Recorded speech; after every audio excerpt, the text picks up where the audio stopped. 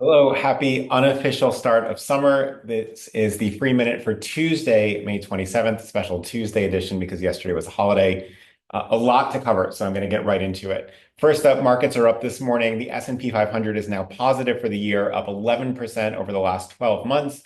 What does that mean? It means keep pushing asset-based gifts. It means more money in foundations, more money in donor advised funds, and obviously more money in IRAs and in stock giving. Big news in the political sphere of the last week is that the House passed its big, beautiful bill, which will now get goes to the Senate, where it should change a lot. But understanding what's in the House bill is important for nonprofit fundraisers. Some very interesting, particularly important news here is there's a proposed tax overhaul affecting foundations, private foundations, with rates on investment income for these folks rising from 2.8% to potentially 10% based on foundation size. This is not a great thing for endowments, and it's not a great thing for private foundations.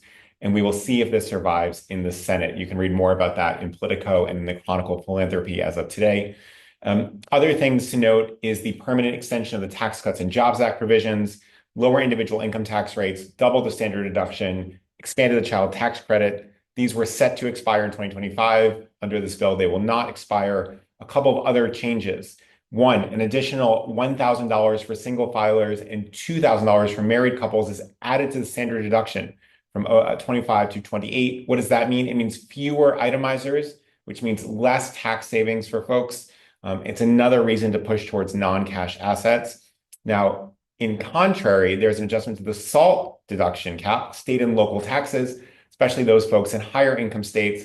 For folks making under $500,000 per year, that deduction cap is increased from 10,000 to 40,000. What does that mean? It means among the folks paying more SALT taxes, those folks are more likely to itemize. So that could be a benefit for charitable giving as well.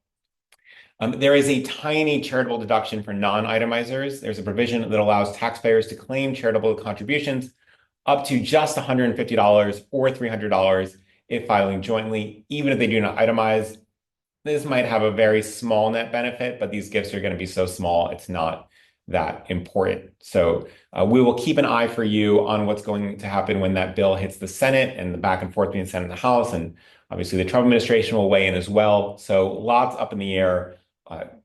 Pay attention next week and forthcoming, we'll keep you updated there.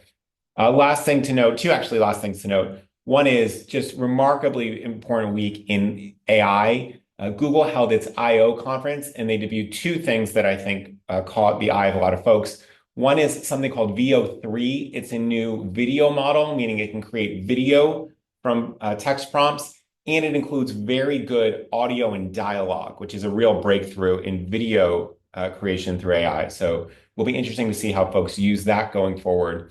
Second of all, and really interesting as we think towards the future, they debuted an idea of basically new Google glasses and new AI glasses, along with Warby Parker, who will be producing some of the frames for it. Now, many of you know about Meta's glasses with Ray-Ban. And the big theory here is, what if people weren't tied to their smartphones as much as they have been since about 2008, 2009, right? So historically, we've had this brief moment where smartphones are such a dominant part of life. Obviously, a part of fundraising as mobile giving happens. Google and Meta are both thinking about what if we interacted with the internet and data and other things through a glasses form factor as opposed to a screen in your hand all the time. Now, this is probably 2, 3, 5, 10 years away in terms of really catching on and replacing the smartphone, but it's one possibility. And if that happens, we'll have to rethink fundraising, how it all works, right? Because there's so much giving happening on mobile right now. Last thing I will say is that FreeWill's Donor Advised Fund report is going to be released soon. So stay tuned for that.